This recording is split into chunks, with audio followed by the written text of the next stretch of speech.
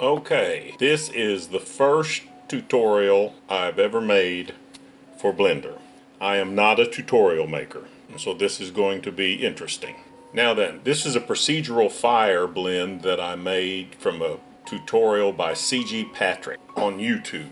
You should totally check out his YouTube site if you want to learn how to make this procedural fire, because it's a really handy way of making a campfire or a torch or a brazier or something like that.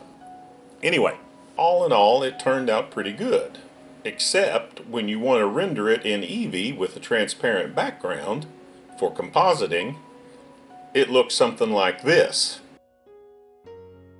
In the viewport, you have your bloom, and everything looks great if it would only render this way when you hit F12. But it doesn't. When you render it out in Eevee with a transparent background, it looks like this. Not quite as good. The luminance and the bloom totally disappear, and it doesn't even look like fire anymore.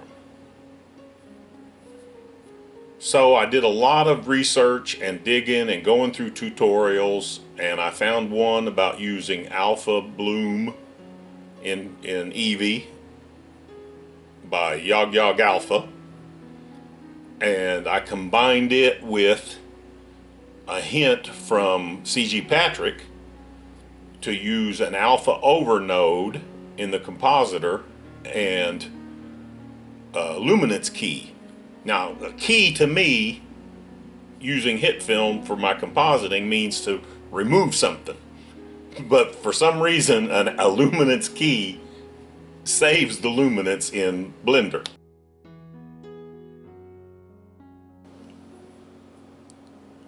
But wait, this is still looking at it in the viewport. If we hit F12 to render, it renders as a PNG like this.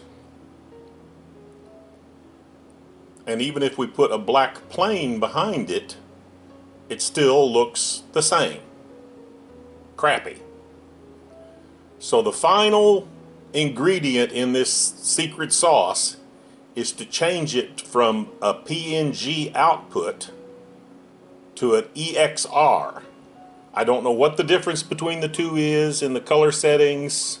Something is there that's different, and it makes this work, and you get a open EXR sequence that can be compiled into a video like this. So this is my first attempt using a compositing node. It's kind of useful, and I like it. And that's what you get when you run it through the compositing node, and it's a giant node. And I know there's a way to package it up and make it available in the download section, but I don't know how to do that. I'm not a YouTube maker, creator.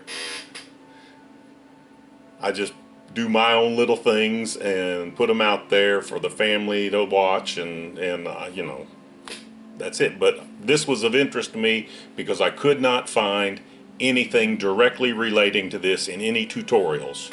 So this is how it's done.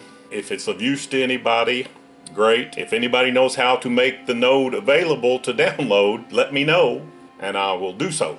Anyway, that's it.